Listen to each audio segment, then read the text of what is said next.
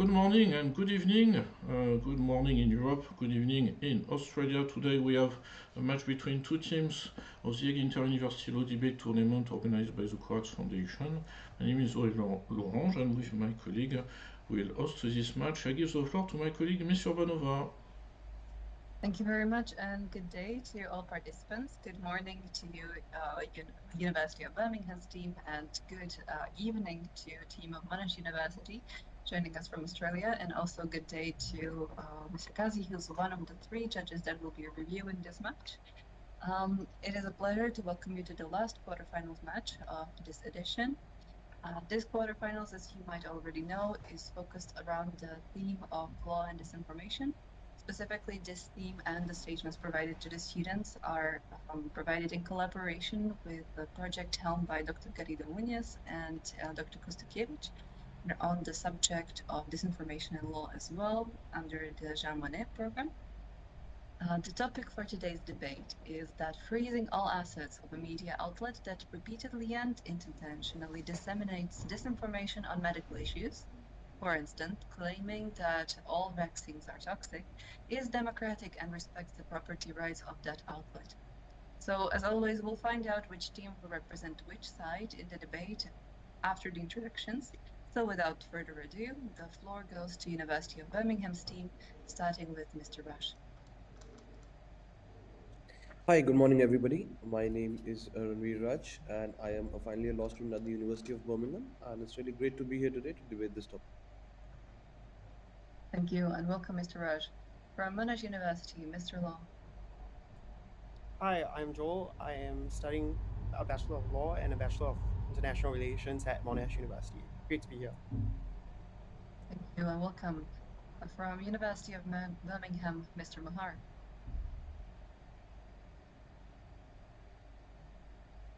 Sorry. I'm Sarisha. I'm final year law student. I'm a bit flustered because we're trying to get the technology to sort out, so sorry for that. Okay. And finally, Mr. Chan from Monash University. Good morning and good evening, everyone. My name's Michael. I'm a final year law and commerce student. I'm very excited to be here. Thank you and welcome. And of course, I would also like to give the floor to one of our three judges. Thank you very much for joining us live. And also to the other two judges that will be reviewing this, or maybe are already reviewing this live on YouTube. So, Mr. Kazi, the floor is yours, if there's anything you wish to share for the students. Thank you so much. Good morning and good evening to everyone. It's just an honour to be here. As Mr. Lange may have mentioned, I participated a few years ago in this tournament as well. So it's quite an exhilarating experience, and well, congratulations on making it to the quarterfinals either way. And I look forward to judging this match, and best of luck to both teams. Thank you, Mr. Kazi. So now everyone, if you can just let me know when you can see the screen, we'll find out the allocation of positions. Short moment.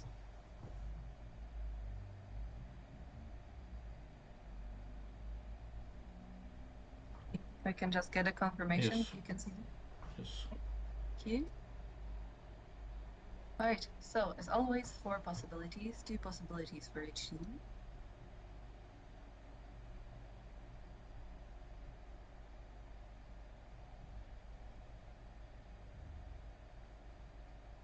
All right, and then for today's debate in the quarterfinals, it will be the Monash University's team that will be defending the against position. Thus, the Birmingham University team will defend the position in favor, and thus arguing that freezing all assets of media outlet that repeatedly and intentionally disseminates disinformation on medical issues, for instance, claiming that all vaccines are toxic, is democratic and respects the property rights of that outlet. Whereas the Monash University team will argue against this motion and thus that it is not democratic. All right, you will now have 5 minutes to finalize your fact preparation, and afterwards it will be the team from Birmingham that starts. Best of luck.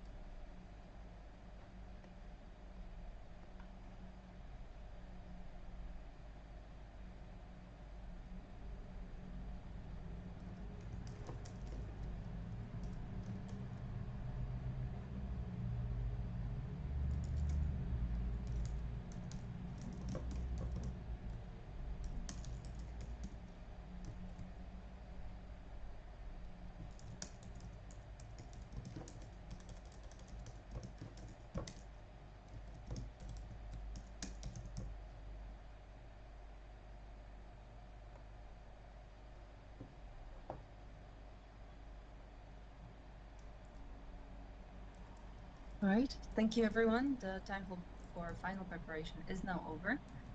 We'll be starting with the opening statements. We'll be hearing the team in favor. Therefore, team of University of Birmingham, you have 4 minutes whenever you're ready. Beforehand, I just want to confirm if I'm audible and visible. Yes, you are. There is also no echo. And just a reminder for everyone as well, yellow card means 30 seconds left, and red card means the time is up, but you can comfortably conclude your sentences. All right. Sorry, Fine. there's a bit of echo on my end. All right. Well, Okay. just to confirm, does anyone else also have an echo?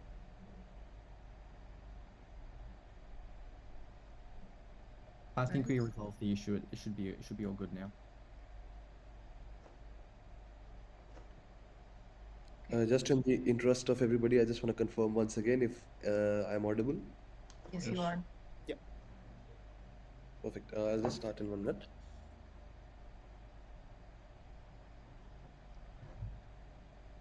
Good morning, everybody. My name is Ranveer Raj, and today we'll speak for the motion that freezing assets of media outlets in situations of repeated and intentional dissemination of disinformation respects the democratic rights and property rights of that particular outlet. Now, before starting any argument, it is imperative that we establish what is disinformation. Disinformation, according to the UNHCR fact sheet, is deliberate and includes malicious content such as hoaxes, which spreads fear among society, and the purpose of that disinformation is the spreading of propaganda. It is important to note that this particular motion, it is important to look at the wording of the motion. It relates to repeated and intentional dissemination on medical issues. Now, to quote the Director General of WHO, during the pandemic, this quote serves as a starting argument for our entire thesis. We're not just fighting an epidemic today, we're fighting an infodemic. Disinformation by media outlets has created a national security risk for countries, and during the unprecedented COVID-19 crisis, this was very well evident.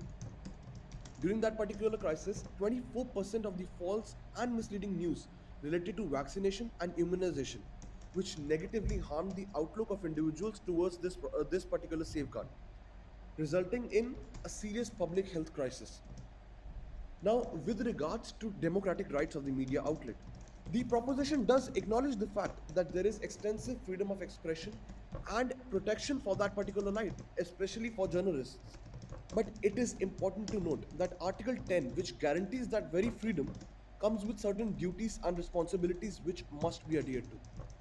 Article 10(2) provides legitimate aims for which restrictions by state authorities towards that right are justified. I would like to remind the opposition that this is a qualified right and not an absolute one, and hence it is prone to restrictions from the state authorities where it is legitimate. One of the legitimate reasons for that restriction is protection of public health, which is enshrined within Article 10(2). Henceforth, making any restriction of that particular freedom of expression resulting from disinformation is very well justified within that provision. For the benefit of the opposition, I would like to point out the case of the Belgian linguistic case, which established this fact that states enjoy a wide margin of appreciation while deciding the while balancing public interests and private interests. In this instance, public interest would take precedence over the private interests of that particular media outlet. And that is just simply because of the public health crisis that such disinformation creates. Discouraging individuals, or with regards to vaccination on any medical provisions is certainly a matter of national security. Public safety is yet another legitimate aim that can be pursued under Article 10(2). Now, it is important to look at some of the examples as well. I would draw your attention to the case of Hungary. During the COVID-19 crisis, Hungary passed a law to counter disinformation relating to COVID-19, specifically Act 12 of 2020, which was aimed at protection against the coronavirus. In that particular act, any conduct of publishing any sort of information which falsely harmed or was not based on facts, was reckless, and was spread with the aim of spreading propaganda, was punishable by imprisonment between 1 to 5 years. Similarly, the Italian government created a portal through which police could receive reports of disinformation and could investigate those particular reports, resulting in criminal penalties or legal actions.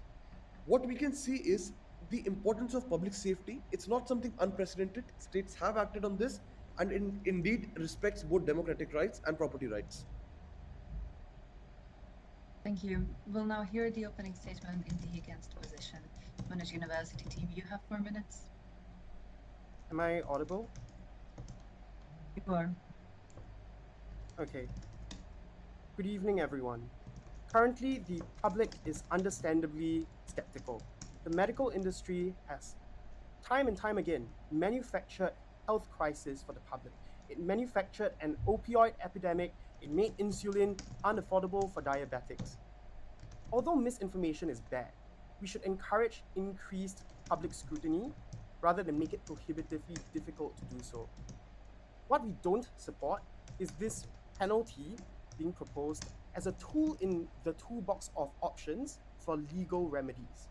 What our learned friends need to do in this debate is prove that this penalty is a proportionate remedy consistent with democratic values, not just prove whether or not it is effective. So what do we support as measures for dealing with misinformation? We're happy to rely on industry-developed best practice standards, including the voluntary EU Disinformation Code. We're happy to use regulations like the EU's Digital Services Act, which fines social media companies for failing to provide mechanisms for users to flag improper content. And if it matters so much, medical industry actors like pharmaceutical companies can simply use defamation lawsuits anyway. There are 3 arguments that we will propose, and the 2 arguments will come out in my speech first. Turning to the first argument, why are governments bad arbiters of what medical misinformation is? There are 2 reasons for this. Firstly, often they cannot determine what is and isn't medical information, especially in the early stages of medical development. For example, governments and pharmaceutical companies were reluctant to publicly discuss evidence linking pericarditis in men under 14 to the COVID-19 vaccines. Additionally, countries like Singapore, which did really well in handling the pandemic, initially said to the public that masks weren't needed for everyone who wasn't sick. Then they backtracked months later and made masks compulsory for everyone. Secondly, if governments could simply determine a media outlet with an opposing political slant was repeatedly saying false information, then it's very easy for them to build a pattern of behavior to discredit their opponents. There was a legal case in 2020 surrounding Singapore's disinformation law, which was used during the COVID-19 pandemic. Paul Tambia, an opposition politician who was also an infectious diseases expert, rightly criticized a government advisory which told employers to not bring healthy foreign workers to hospitals for testing or risk facing suspension of work pass privileges. The media outlets reported those comments and then were targeted by the government with correction notices. It also prevented Paul Tambia from appealing to defend his statement and impacted his credibility in the election year. This example highlights how potentially any misinformation or opinion can be accused of being medical misinformation by governments. Second argument then is, why is this penalty undemocratic? And here we would highlight that democracy functions on consent at a fundamental level. There cannot be consent if we strictly limit the available space for ideas. This penalty is disproportionate and will jeopardize the quality of independent journalism and undermine democracy. There are 4 reasons for this. Firstly, if this penalty is normalized in Western liberal democracies, authoritarian states can justify having the option of freezing assets of dissenting media outlets. Additionally, with time, precedents are built in more democratic states and then can later be used on nefarious actors to target media outlets in more liberal democracies as well, which contributes to democratic backsliding. Secondly, it makes self-censorship more likely, which has a chilling effect on journalism, who then feel unsafe reporting on these opinions.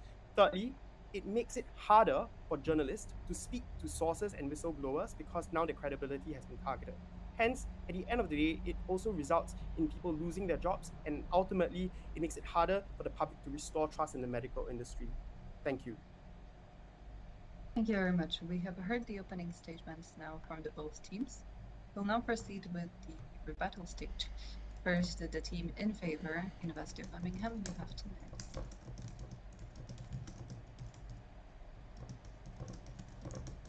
Can I check if I'm audible and visible? Yes, you are. My speech will start, please.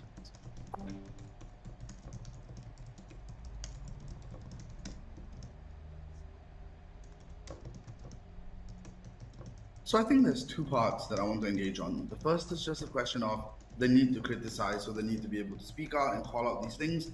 The second is about rogue actors doing really bad things to people.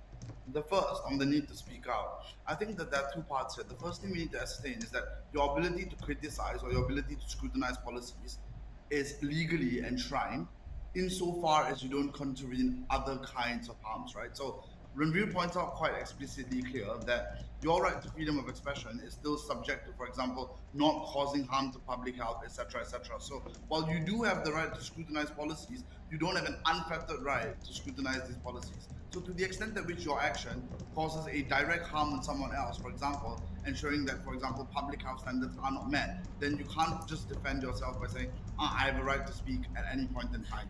But the second thing I think I want to point out here is that your ability to scrutinize is the question you need to ask is also, how are you scrutinizing this policy? So, for example, we're okay with people giving constructive criticisms and about things that aren't proven yet. Those things are not epistemically false, so they wouldn't be considered disinformation. That would be considered information that have not been proven yet. Therefore, there is no clear evidence to suggest that that is something that is false. But secondly, I think with regards to rogue actors trying to enact policies to suppress dissidents, this is a non-starter. Like, by that metric, we should never have any conventions or any law, because rogue states will always flout these standards anyway. The example of Singapore silencing Paul Tambia is an argument that would happen anyway. Like, Singapore government is known for silencing dissidents in all walks of life, whether they spread information or whether they spread true information. So I'm not sure why rogue actors acting in ways that are particularly pernicious is a reason to not enact laws or to not pass conventions that the majority of states are likely to abide by. We don't make calculations about whether or not we want to pass certain conventions or right, contingent on the fact that some states that are not fully democratic are unlikely to abide by them. I think this is a dangerous precedent that is set by the opposition in this case. We propose. Thank you. The floor now goes to Monash University. For your first rebuttal, you have 2 minutes.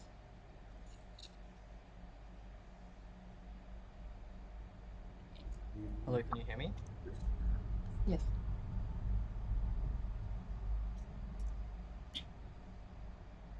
I'm just very confused. We don't know why the debate.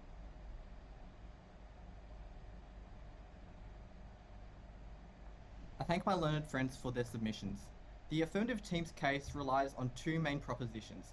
Firstly, that the UNCF's fact sheet definition of disinformation is the core definition for this debate, and secondly, that all states are good actors. The reality is, though, is that states will define disinformation within their scope as they see fit. The UNCF fact sheet is no way legally binding on all states. It is unclear whether it even comes close to being a definition that is applicable at international customary law. Secondly, we should know that there is no binding definition on states, which is why states develop their own definitions between nationally determined standards of what constitutes disinformation. It means it allows people like Donald Trump to set his standard of what is disinformation in the past, but also if he gets elected in the future, or Singapore in the case of Paul Tambia.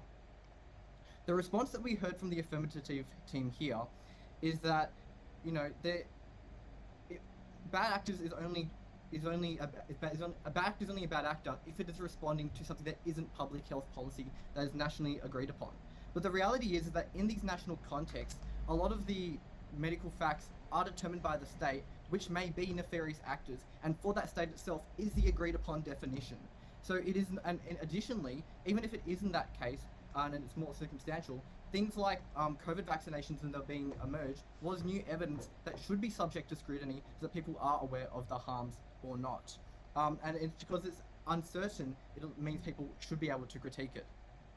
The outcome is that the narrow definition relied upon by the affirmative team cannot be relied upon, and a much broader definition should be accepted. Secondly, it means that all states are not good actors, and you cannot guarantee in the future that the states that we are talking about in this debate will be good actors. We've seen increasing polarization over time politically, where Western developed liberal democracies have gone into more authoritarian democracies, which means that you cannot trust that the majority of states will be good actors. Thank you. Thank you very much. We'll now hear the second rebuttal in the favor position. University of Birmingham, you have 2 minutes. Can I just confirm that I'm audible and visible? You are. Thank you. Thank you. In terms of beginning, first of all, I would like to remind the learned member of the opposition that nowhere in my entire speech I said that it's a definitive or a mandatory or a binding definition of disinformation. I just merely mentioned that it is one of the definitions. Secondly, I would like to discuss one of the learned members' point that there is no binding definition and states rely on their own versions or their own conceptions of definitions, if I may say so. Now, from that particular point, it would mean that we do have a wide margin of appreciation in terms of deciding what is disinformation and what is whistleblowing or what is a proper sort of a proper factual news. So at the end of the day, you are saying the fact that states are better suited to decide things. And from that argument, my learned friend, states do have the wide margin of appreciation and hence have the purview of deciding whether or not to restrict that particular information which is harmful to the members of their society. Which is my point. They are better suited to decide on the public interests. It is important to come back to the very basics of jurisprudence. A right does not exist independently from the society. It is a part of the wider community rights. It is important and imperative to balance community interests with private interests. A second point that the learned members from the opposition fail to recognize is the fact that the word repeated and intentional is given in the question for a reason. In the motion, the word repeated and intentional indicates a pattern which the media outlet is following. And freezing the assets is imperative because such an act is often conducted because of external influences, either from political parties or MNCs or companies. There have been instances where medical organizations have pushed the media outlets to discredit or push a particular drug or vaccine. In such a world which is focused on corporate greed, we have to make sure that the public interests are protected. It's not simple to say that, oh, it's not a democratic option because it's strict or it's severe. It is necessary to take strict steps in a democracy as well. I rest my case. Thank you. We'll now hear the second rebuttal in the against position. Monash University team, you have 2 minutes. Section 117 of the Digital Services Act enshrines that any fines and punitive measures against a party has to be done proportionately. So it isn't a question of whether or not it's too strict or not. What we're suggesting is that the sentencing option in their toolbox of freezing the assets of media organizations is disproportionate even in the circumstance that they have repeatedly made certain comments. And the reason why it is so important that we do is precisely because we don't want to have a situation where there's no visible target to directly respond to. For example, in a world where you have this particular effective penalty of shutting down this organization by freezing its assets, how does the mainstream media make an investigative piece that basically challenges Reddit user Ku Klux Klan 97? I want you to take a moment to think about that and compare it to a world in which you are able to directly engage with Breitbart and basically shame Alex Jones, for example. Why is that important? That's more newsworthy. That's something that mainstream outlets are more likely to pick up on. And as a result of that, they are more likely to engage with that kind of misinformation. And the centralization of that misinformation, therefore, creates an important platform for us to facilitate democratic discourse. It is through that agitation of discourse that we distill what is the truth and what are the beneficial policy ideas. We want to really highlight here that what we meant is quite clear and was misrepresented now by our learned friends, because there's a wave of authoritarian strongmen from far-right parties in Europe gaining power rapidly, and this is something that you're seeing in the global south as well. What we're saying is that these sorts of precedents, when you build them as legal precedents in Commonwealth legal jurisdictions, end up in these sorts of circumstances where nefarious actors later on who come into power are able to readily abuse that. That is critically why we're so proud to oppose. Thank you very much. This now concludes the rebuttals. We'll now proceed with the conclusions. Starting with the position in favor of the University of Birmingham, you have 2 minutes. If I can be heard. Yes. Okay, thank you. I'm just going to give you two routes that we've won this debate. The first is about whether this action is legitimate, and the second is why do we need freezing of assets specifically. Why is it that this action is legitimate? Because our learned friends from Monash's main contention is that the reason why we need to not engage in this is because nefarious actors will come in and do bad things. But can you imagine if every time the European Parliament sits down to discuss what bills they want to pose in response to problems, they sit down contemplating whether Russia, as a nefarious actors, will abide by this or not? Or every time they decide whether something ought to be passed, we think of whether potentially Viktor Orban might come in and not respect the laws of international treaty and then contravene these laws anyway. We're not saying, right, unlike our learned friend Michael, that the states are always going to be good. There are going to be bad states, that's uncontentious. The question is whether because some states exist, that should curtail our ability to pass regulations that other democratic states are likely to respond to this in a manner that is suitable. So therefore the question is, at which point do we place the interest or the lack of interest by rogue states as a precondition to enacting European policies or conventions? Now, we do not think that the way we pass conventions or policies is tied to whether or not some states might not respect them. Otherwise, we won't pass anything at all because there will always be nefarious actors that don't respect European conventions. The second thing then is why is freezing of assets necessary? This is something that Ranveer started off in his speech that no other speaker from the opposition responded to, which the reason why freezing of assets is necessary is because we need to take down the structures that are lobbying these individuals and giving them the funding that is required to spread this disinformation. They're hijacked by political elites, by political parties, by corporations that capture these news media. If we don't freeze their assets, if we only use defamation suits, they still have the capacity to perpetrate this information in the very nefarious ways that Monash is not willing to stand for. At the end of the day, though, we question, why are you willing to stand for defamation suits and all these things if you think that nefarious actors are going to use this in bad ways anyway? Because either way, you're supporting punitive actions. Thank you for your conclusion. We'll now proceed to the conclusion in the against position. Monash University, you have 2 minutes.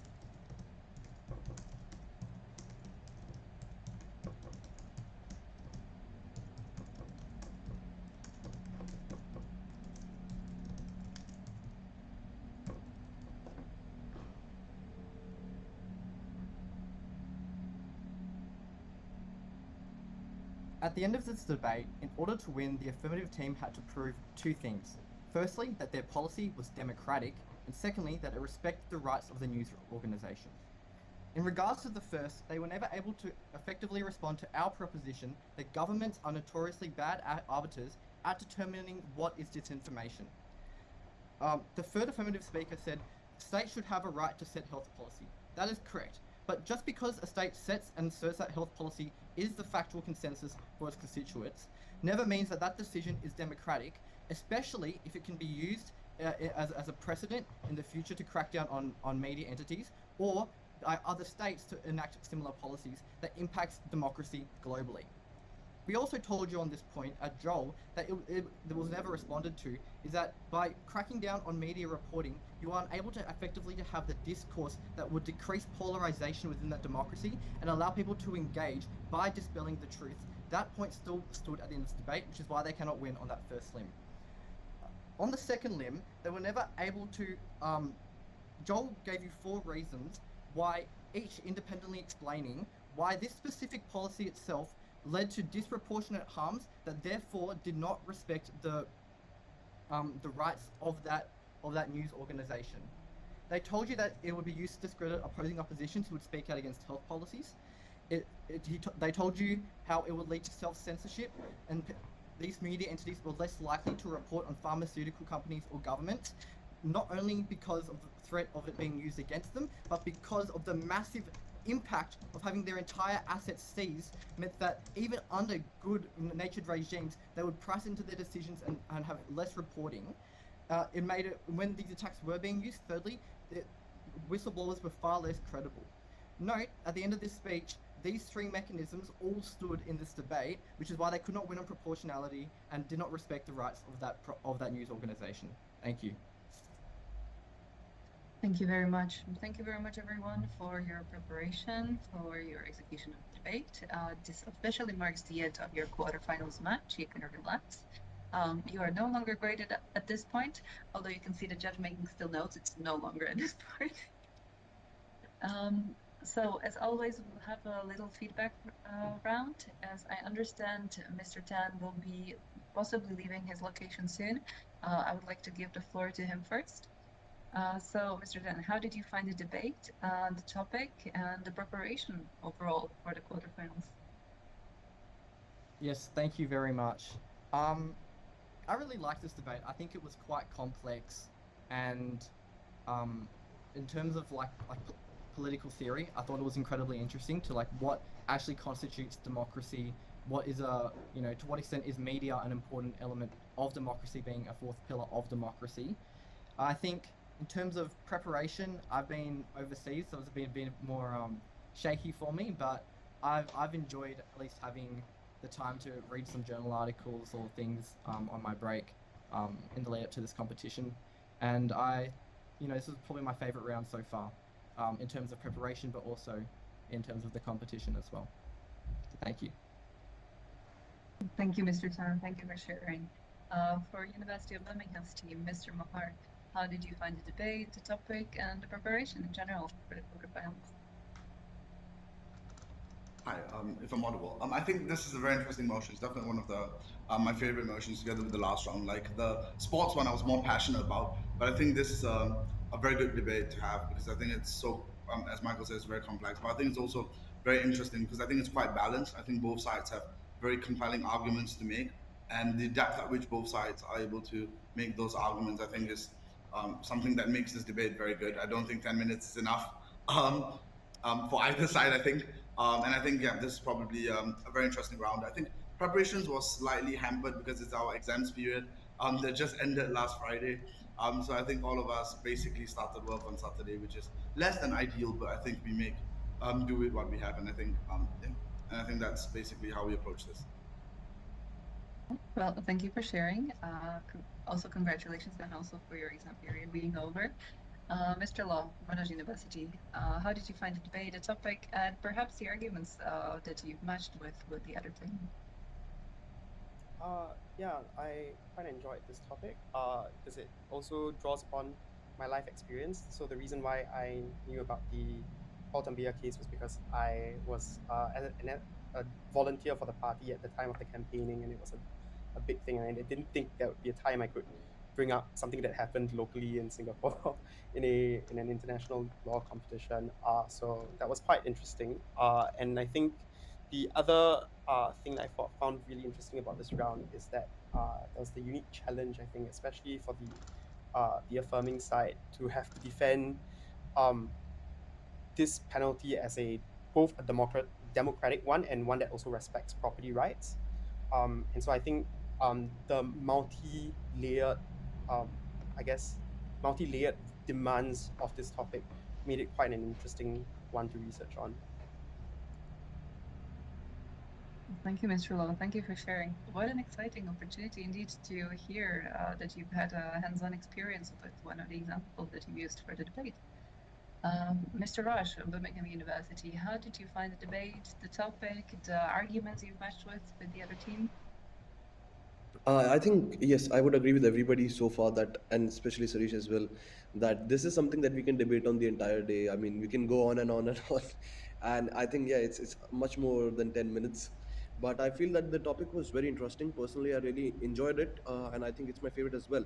Because the main reason is that it, taps into that legal and regulatory argument as well for governments. And it's something we see often happening in day-to-day news as well. And especially it relates very well to what we have experienced recently during the COVID-19 pandemic. So, putting a very important question like how far are we willing to go to ensure public safety? So, it's something quite interesting, and I certainly enjoyed that. It was a pleasure to debate with the colleagues from Monash. I think they had some interesting laws and arguments, but it was a really pleasant experience, and I hope that we can see similar topics as well, hopefully. And it's really interesting. I think it was a really nice experience. Thank you. Thank you, Ms. Raj. Thank you for sharing. And now if I can also pass the floor to one of our judges, Mr. Kazi. How did you find the debate? What can you already share with the students? Well, first of all, thank you guys so much. This was a perfect start to the morning, I think. It was very, very nice to listen to all of you debates on such a contentious topic. as has already been rightly pointed out, it is quite a relevant topic, quite relevant to current going-ons around the world. And I think you guys all handled it very well, so I really, really enjoyed it. So first of all, thanks for that. I have some general feedback that I can share at this premature stage. And there's basically 3 greats and 1 fantastic. So first of all, the great is for signposting. I think all of you did amazing signposting, clearly laying out firstly, secondly, or there's 4 arguments, and I think that was done very, very well. It was very easy to follow your structure of your arguments. The second great is for the use of sources. I think you guys, whether it was case law, whether it was laws or examples, real life examples that are relatable to, I think you used them brilliantly. I think also in terms of furnishing definitions, I think that was done very, very well. The third great is for your argumentation itself. So substantively, I think, as I mentioned, this is a very prickly topic, quite contentious, but I think both sides had very, very strong arguments. So one side, of course, bringing up that very relevant thing of margin of appreciation of states, having broad discretionary powers, and then the other side, obviously saying, bring the proportionality point and what makes the government, what makes the states such a good arbiter of this criterion. So I think those, you really, really, managed to narrow it down to the main points of contention. And I think both sides argued very, very well. And then the fantastic part is actually for your engagement with your opponents. I think usually from the matches I've judged in the past, and also matches I've been in previously, I think one of the biggest flaws that we get pointed out is that we sort of just seem to narrate our own narrative and tell our own story and just repeat that consistently, but we don't actually engage with the opponents and what they're saying. So it's basically just 2 parties just saying their own thing and going off on divergent paths. But I think both sides really, really engaged very well in every response, every rebuttal, conclusion. It was clear that you were listening to the other side very well, and then you took those points and rebutted them very well. So that was a lot. If there was one point of constructive feedback, I would give it, and it's usually the same throughout this competition because of how it's structured with the time and everything. But due to the time constraints, I've noticed people do tend to go above. Their speed tends to increase quite a bit, and they speak very fast, and at times it may not come across as coherent or as persuasive.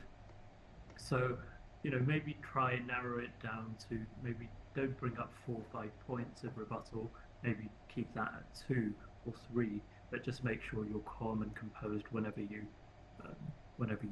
elaborate your arguments. I think your pace and then intonation is very, very vital in these competitions. And honestly, I think it can make the difference between a win and a loss. So that would just be my little piece of feedback.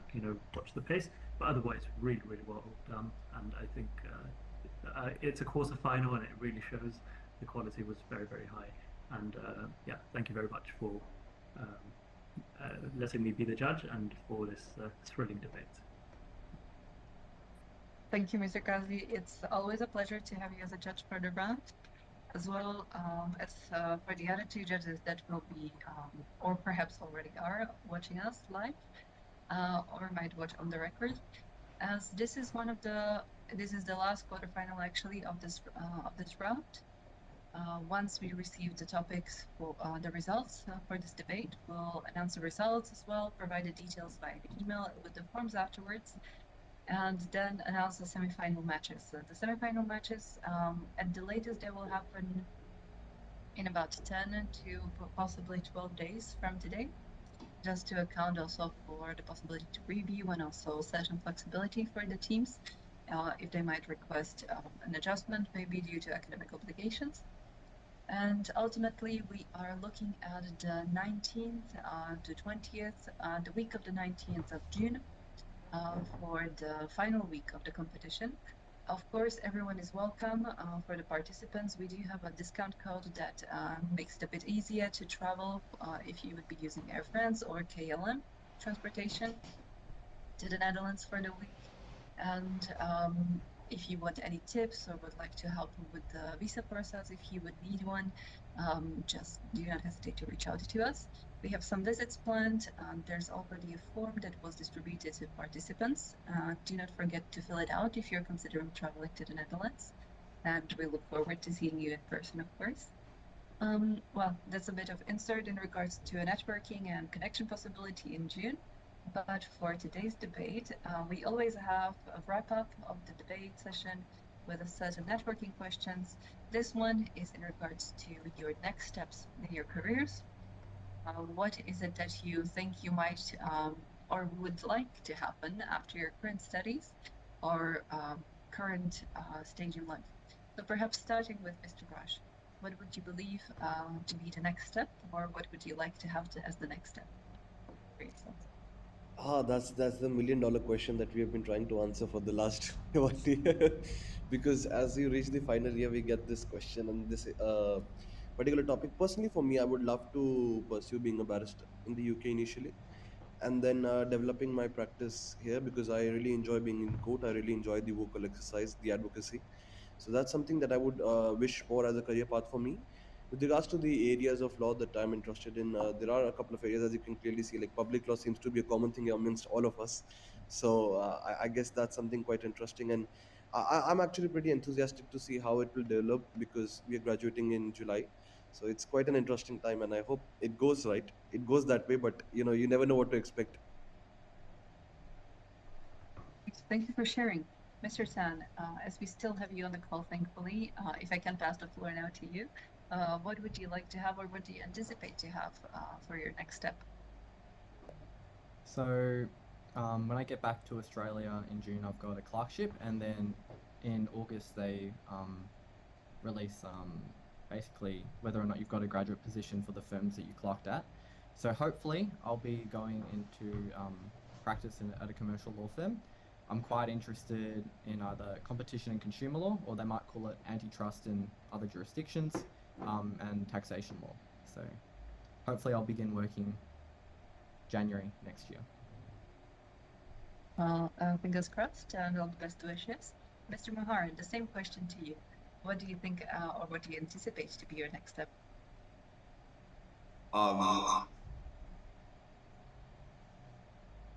Hi. Yep. So unfortunately, I've signed up for a lifetime of poverty. It seems. I've signed on with a training contract at a criminal defense firm, which is probably the least paying industry among all the other law firms. Unlike Michael, who probably make quite a bit in commercial. I'm not going to be making much money, but it is an area which I find very fulfilling, and that is hopefully I already got a training contract, so I should be there for a while. So hopefully they keep me there in the long term and give me an actual employment contract. But that's the plan moving forward, definitely. Exciting areas for both of you, of course, on different levels, but you get to experience the full spectrum, perhaps also in connection with your studies. Well, best of luck also, and best wishes for your next step. And Mr. Law, the same question to you. What do you see, or what do you anticipate? Next, I guess the question I have is, what do you mean next steps? Because in terms of time horizon, do you mean short run or? Well, whichever one you would feel comfortable with sharing.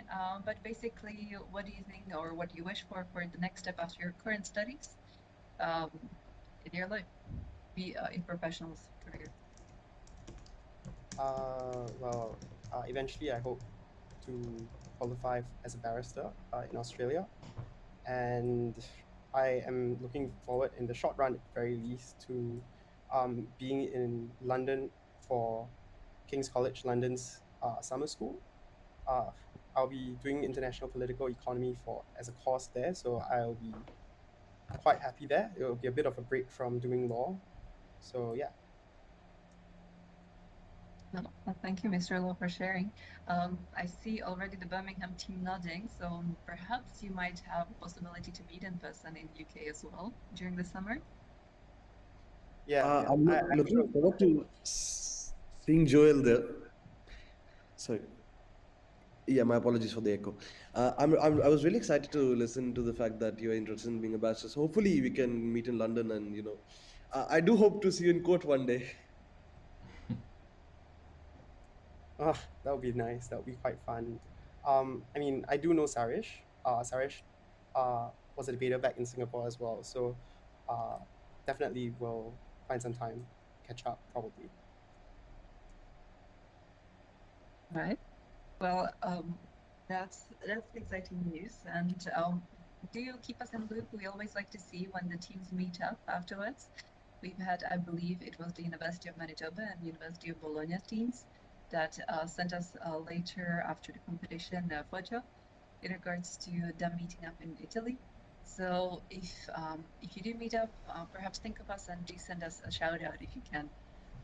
But of course, before that, we hope to see you in The Hague if you have opportunity to get there. If you have any questions in regards to the timeline or the travel possibilities, do not hesitate, as I said, to reach out to us. And that's it from my side. I would just like to also thank my colleague, Mr. Lavange.